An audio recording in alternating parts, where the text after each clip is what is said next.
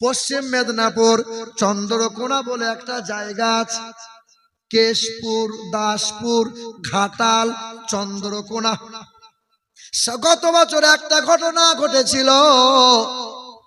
হিন্দুদের দুর্গা পুজো হচ্ছিল, নবমীর দিন সকাল বেলায় এক হিন্দু ঘরের ছেলেটার নাম হলো সুকুমার দাস, 26 বছর বয়স, ছেলেটা MA পাস, মূর্খ না শিক্ষিত, MA পাস।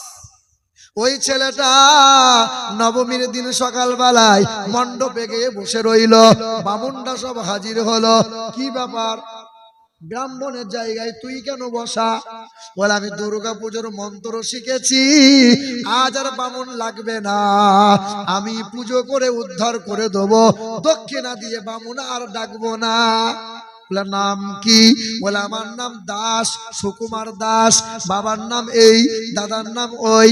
বলে দাস যারা, কামার যারা, কুমার যারা, আরে নিচু জাত তারা, আরে নিচু জাতেরা পূজা তো দূরের কথা, মন্দিরে পা রাখতে পারবে না। ছেলেটাকে বার করে দিল। ওই ছেলের মনে বড় কষ্ট হয়, তবে মনে মনে চিন্তা হয়, আমার ধর্মে জাতপাতের বিচার হয়, আমার ধর্মে গরিব ধনীর বিচার হয়, আমার ধর্মে কালো ফর্সার বিচার হয়। যাই যাই খোদার ঘর মসজিদের দিকে একবার যাই। জুম্মার দিন এলো, আজান হয়ে গেল, ব্যবসায়ী মসজিদে গেল, মাস্টার মসজিদে গেল, ডাক্তার মসজিদে গেল, চাষি মানুষ মসজিদে গেল, গরিব মানুষ মসজিদে যায়। যে আগে যায় সে সামনে কাতারে দাঁড়ায়, লাভ মেরে তাকে হাত ধরে বার করে দেওয়া যাবে না। কিন্তু কিছু কিছু নামাজির খুব স্বভাব খারাপ। হ্যাঁ, লাভ মেরে যাবে, আবার ফ্যানের তলা খুঁজবে, ফ্যানের তলা না হলে বেটা বসবে না, আর হেলার না হলে চাচার জুত হয় না। গোটা গ্রাম, গোটা ক্ষেত মাঠ সব ঘুরে নিল, কোথাও ঘুম হয় না। আর 12, 12:30টায় মৌলবি যখন খুতবা পড়ে, চাচা তখন নাক ডেকে ঘুমায়। চাচা মসজিদে ঘুমাচ্ছেন? কয় না তো। না কেমন ডাকছেন, গোটা মসজিদে কাঁপছে। কয় না তো, ঘুমায়নি তো। ইমাম সাহেব খুতবা পড়ছে, আলহামদুলিল্লাহ নাহমাদুহু ওয়া নাস্তাঈনুহু ওয়া নাস্তাগফিরুহু। এই ঘাড় কাত করে, চাচা ঘুমাচ্ছেন? কয় না তো। কোনদিন বললো না যে হ্যাঁ ঘুমিয়ে গিয়েছিলাম। এমন ঘুম ঘুমিয়েছে, লালা এই দিক দিয়ে লাল বেরিয়ে দাড়ি ভিজে যাচ্ছে। চাচা মাল যে সব বেরিয়ে গেল? কখন যে হারামটা বেরিয়েছিল। হে বাপ, কোন মানুষটা 12টার সময় ঘরে ঘুমায় গো? 1টার সময় বাড়িতে কোন মানুষটা ঘুমায়? কিন্তু মসজিদে গেলে ঘুম লাগে কেন জানেন? ইমাম সাহেবের কথাটা বেশ ভালো লাগে না, বিরক্ত বিরক্ত লাগে। ও মৌলবি বকছে, বকুক, আমি একটু ঘুমাই, এটাই তো হয়। মুসলমান ভাইরা আমার, হে নওজোয়ান তরুণেরা, হিন্দু ঘরের ছেলেটা মসজিদের সামনে দাঁড়িয়ে দাঁড়িয়ে দেখে, আহারে মনে বড় চিন্তা উদয় হয়। কত সুন্দর, জাতপাতের বিচার নাই এখানে, কালো ফর্সার বিচার নাই এখানে, গরিব ধনীর বিচার নাই। হ্যাঁ, জুম্মার নামাজ হয়ে গেল, দৌড়ে দৌড়ে হাফেজ সাহেবের কাছে চলে গেল।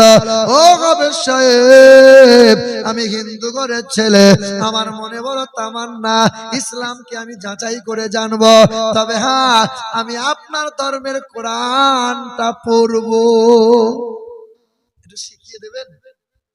ইমাম সাহেব বলে সর্বনাশ, হিন্দু ঘরের ছেলে কোরআন পড়বে আর আমার ঘরের ছেলেগুলো কি এড়ে গুরু হবে? রাত দিন শুধু মোবাইলে খোঁচা মারবে। এই মোবাইলের নেশা, কত ছেলে মেয়ের ভবিষ্যৎ শেষ, কত লেখাপড়া ছেলে মেয়েদের নষ্ট হয়ে গেল এই মোবাইলের নেশায় পড়ে। কত ঘরের বৌমা বাচ্চা রেখে দিয়ে রাতের বেলায় পালিয়ে গেল। আমার মাদ্রাসায় এক বাচ্চা ছেলে লুকিয়ে লুকিয়ে ফোন চালাচ্ছে, হঠাৎ মৌলানা জানতে পেরে কেড়ে নিয়েছে। তো বাচ্চা ছেলেটা বলছে, হুজুর আমার মোবাইলটা দিয়ে দেন। বলে না, ভালো করে পড়াশোনা কর। মোবাইল কিরে? তো ছেলেটা বলছে হুজুর প্রয়োজনে মাদ্রাসায় পড়বো না, কিন্তু আমার মোবাইল দিয়ে দেন। এই নিশা। মুর্শিদাবাদ থেকে এক মহিলা ফোন করে বলছে হুজুর আমার 7 বছরের ছেলে নাবালক, ভোরের বেলায় সবার আগে ঘুম ভাঙে, ওই ছেলে ওর বাবার মোবাইলটা নিয়ে নেট অন করেছে, গুগলে গেছে, আর ন্যাংটা ন্যাংটা ভিডিও চালু করে ছেলে, আমার নাবালক ছেলে দেখছে। এই ছেলেরা এই মোবাইলে রাত দিন ব্যভিচার করে, রাত দিন ন্যাংটা ছবি, ন্যাংটা ভিডিও, রাত দিন শুধু উলঙ্গ ছবি দেখে। হ্যাঁ, 198টাই।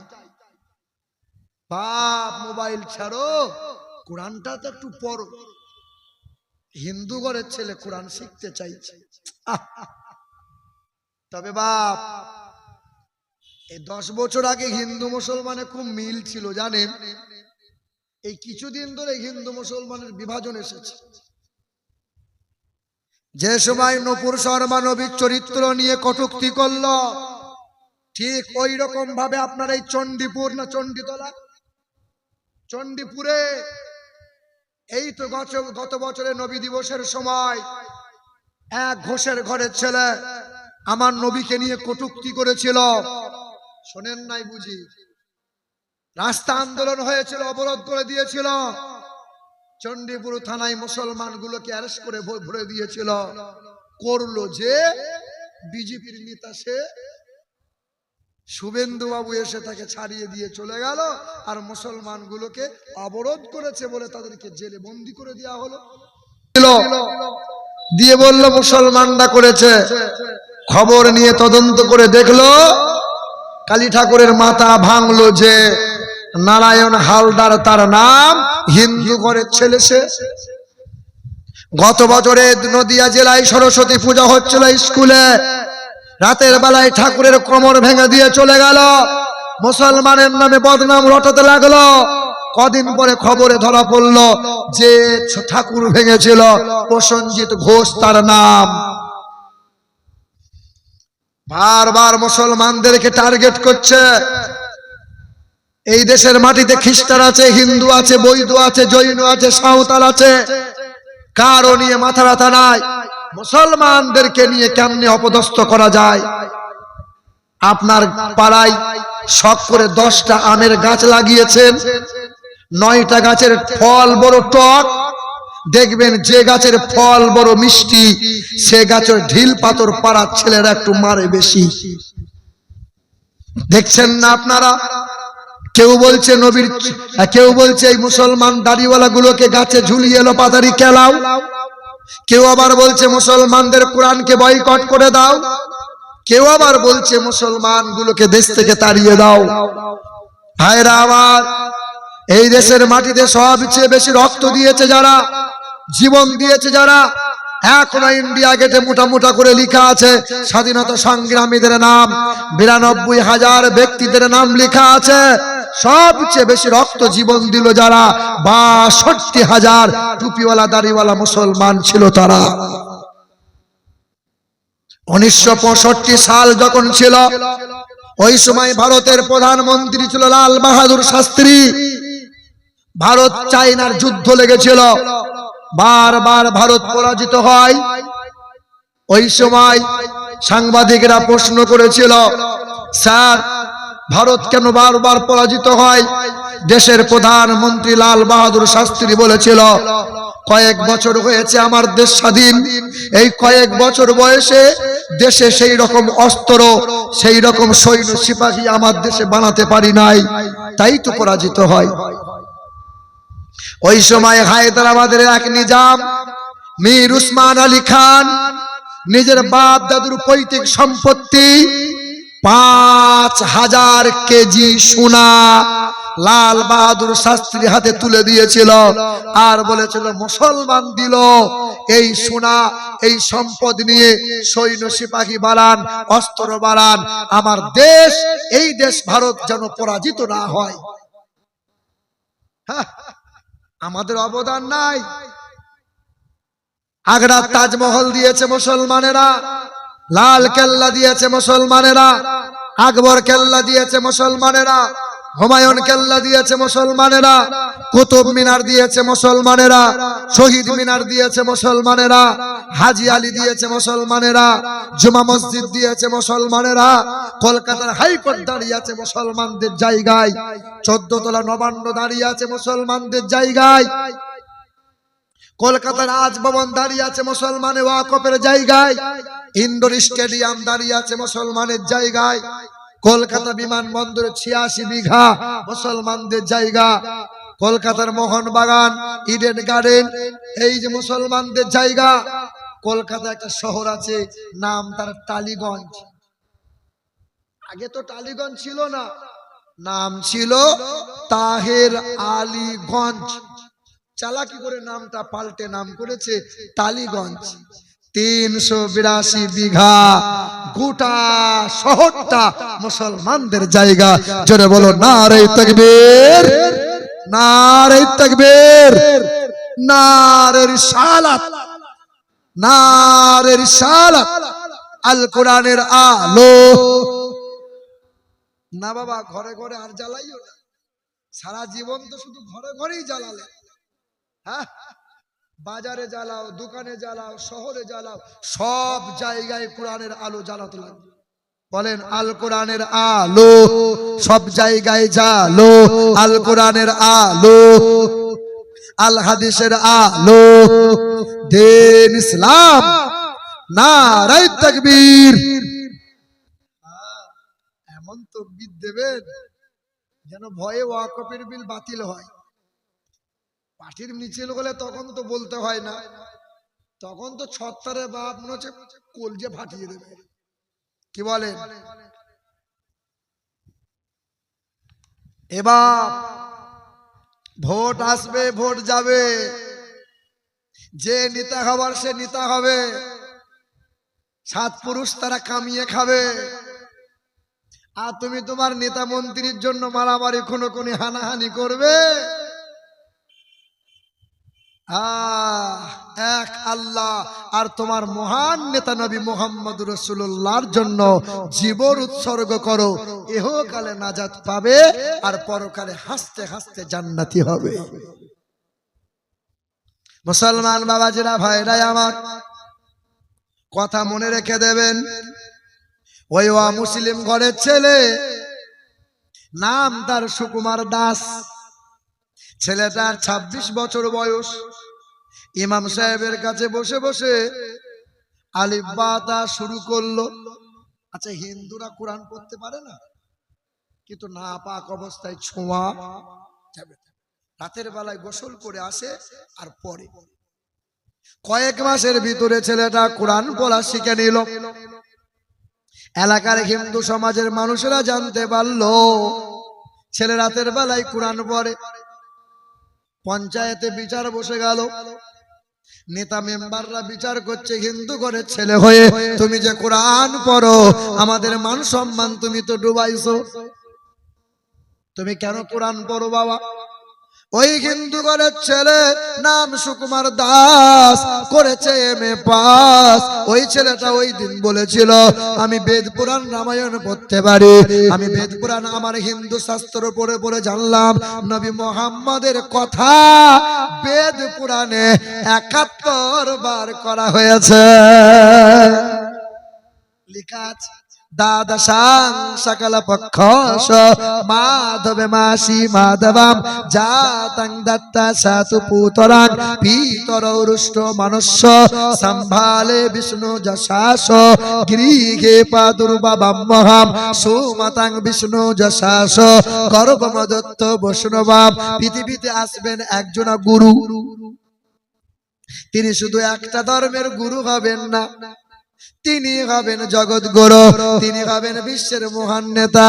আসবেন তিনি মাধব মাসে মানে রবিউল আউয়াল মাসে, আসবেন তিনি দ্বাদশ তিথিতে মানে 12 তারিখে, আসবেন তিনি সোমবারের দিনে, আসবেন তিনি পুরোহিতের ঘরে মানে উচ্চ বংশে, আসবেন তিনি উচ্চ গোত্রে মানে হাসিম গোত্রে।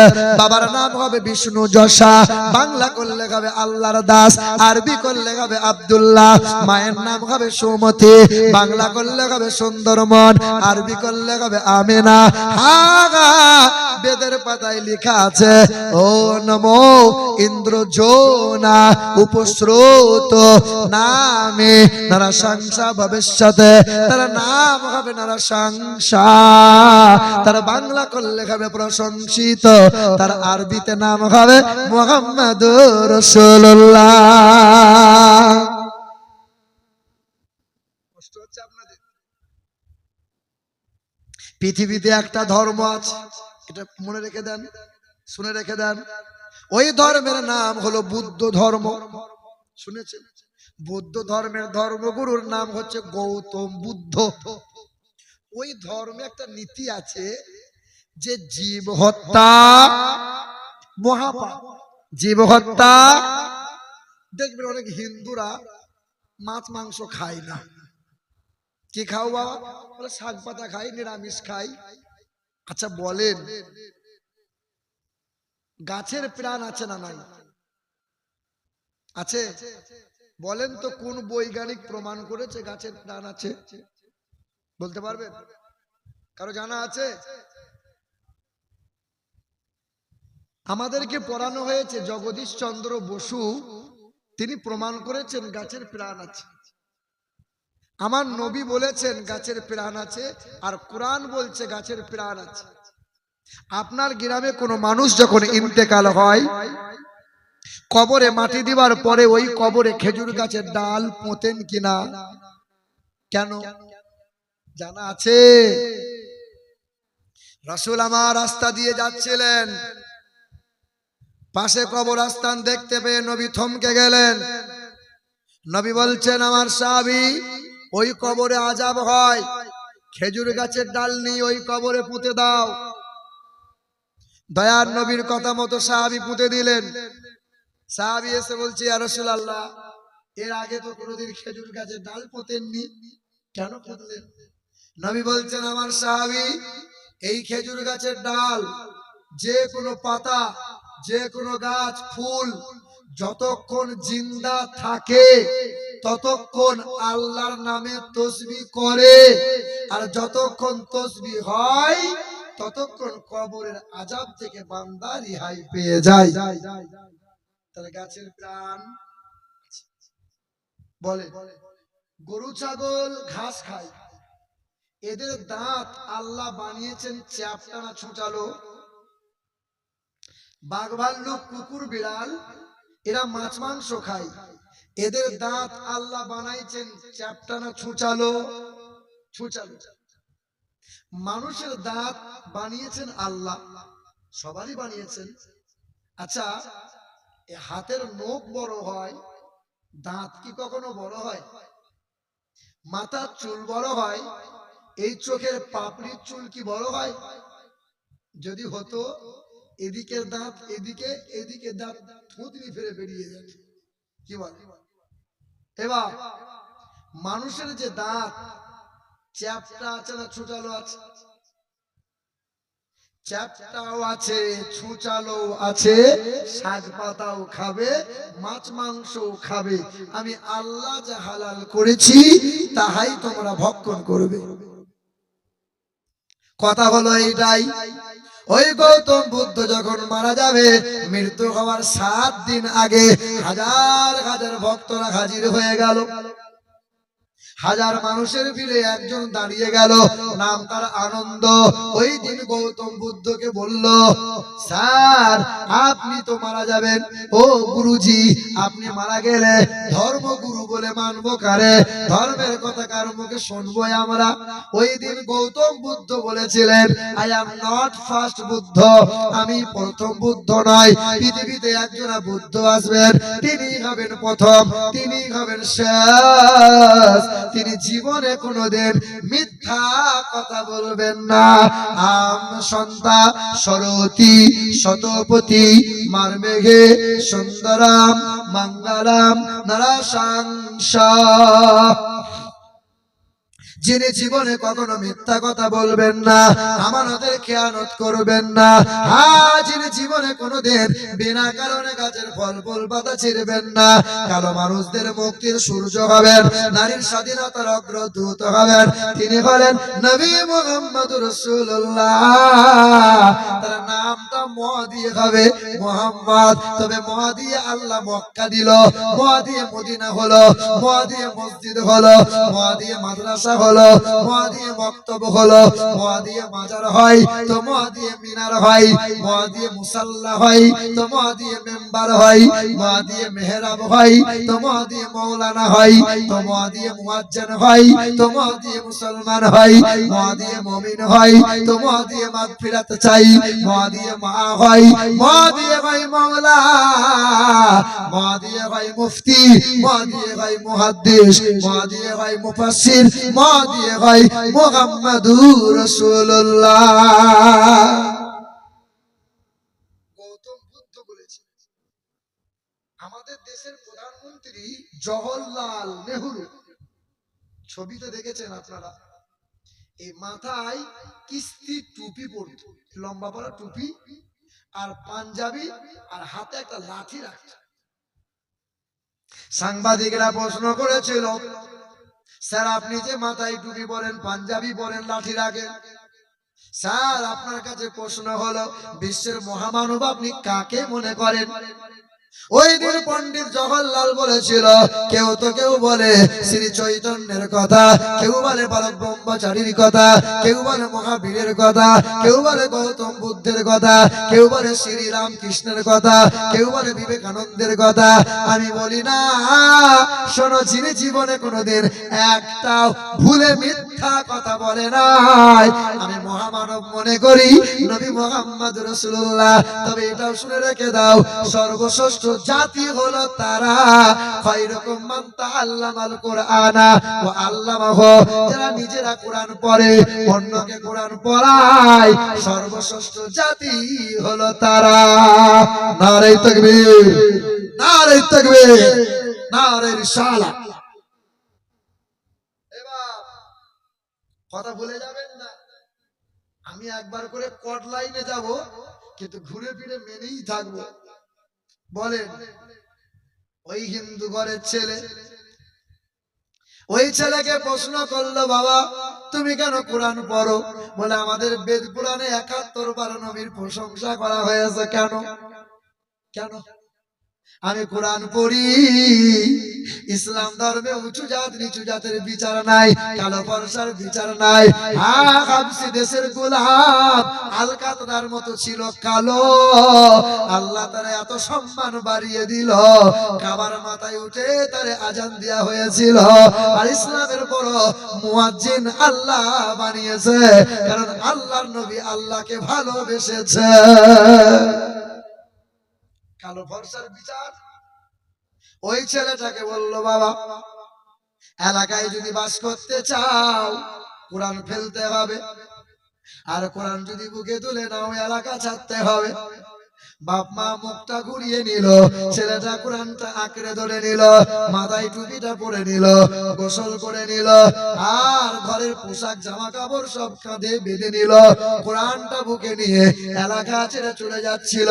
এই তো গত বছরের ঘটনা আমার সামনে ঘটেছিল। ওই ছেলেটা, আমরা কয়েকজন মাওলানা মিলে গিয়েছিলাম, ওই ছেলেটা কালেমা লা ইলাহা ইল্লাল্লাহ মুহাম্মাদুর রাসূলুল্লাহ কালেমা পড়ে মুসলমান হয়ে গেল। হে মুসলমানের ছেলেরা, বাপ হিন্দু মা হিন্দু, বংশ পরম্পরা হিন্দু, কোরআন পড়ে নামাজ পড়ে ইসলামের পোশাক পরে, তোমার বাপ মুসলমান, দাদু মুসলমান, তোমার বংশ পরম্পরা মুসলমান, তবুও তোমরা কোরআন পড়লে না। আমি মৌমাছি দিয়ে সুরা দিলাম, আর স্বভাবটা মৌমাছির মতো বানিয়ে নাও। বলো সুবহানাল্লাহ। হ্যাঁ, আমেরিকার 11 জন পাদ্রী এই মৌমাছি নিয়ে গবেষণা করলো, আর চিৎকার করে পড়ে নিল কালেমা লা ইলাহা ইল্লাল্লাহ মুহাম্মাদুর রাসূলুল্লাহ। কে দিল রে লতার গাছে, কে দিল রে লতার গাছে এত বড় কদু? কদু বোঝেন তো আপনারা? লাউ লাউ, কেউ লাউ বলে, কেউ কদু বলে। কে দিল রে লতার গাছে এত বড় কদু? কার ইশারায় মৌমাছিরা মৌচাকে দেয় মধু? শিমুল গাছে কে দিল রে নরম নরম তুলা? কার আদেশে চৈত্র মাসে জমিন মাঝে ধুলা? ঝিনুক মাঝে কে দিল রে মুক্তা মনির হার? আখের ভিতর কে দিল রে রস যে চমৎকার? মরিচ গাছে এত কেন মরিচ বড় ঝাল? ভাদ্র মাসে কার ইশারায় পাকে গাছের তাল?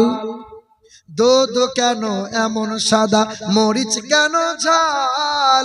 আমগুলো সব পাকলে পরে হয় কেমন লাল? সন্ধ্যাবেলায় আকাশ ঘিরে তারার আবির্ভাব, আর মিষ্ট জলে পূর্ণ কেন গাছের কচি ডাব? চিনি কেন মিষ্টি এত, তেঁতুল কেন টক? কোকিল কেন কালো এত, ফর্সা কেন বক? আমরা সবাই বাস করি ভাই এ দুনিয়ারি রঙে, হাতের লেখা মুখের চেহারা মেলে না কারো সঙ্গে, আর মেলে না কণ্ঠ গলার, আর মেলে না কণ্ঠ গলার বড় আঙ্গুলের টিপ। আর আল্লাহ তাআলা আছেন একজন, প্রমাণ হলো ঠিক। পর লা ইলাহা, একটু জোরে লা ইলাহা, পর লা ইলাহা।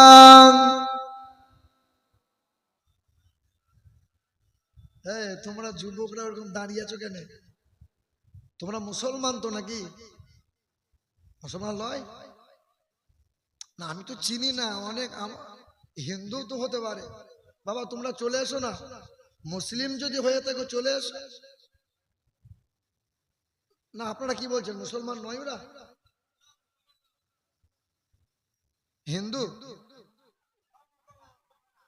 ভাই চলে এসো, তোমরা একটু বসে যাও, আমি তোমাদের জন্যই এসেছি। তোমরা যুবকরা যদি না বসো, এত কষ্ট করে আমার শরীর ক্লান্ত, আমার আওয়াজ একদম বসে আছে, তবু আমি পিসার দিয়ে দিয়ে কথা বলছি। একটু এসে যাও।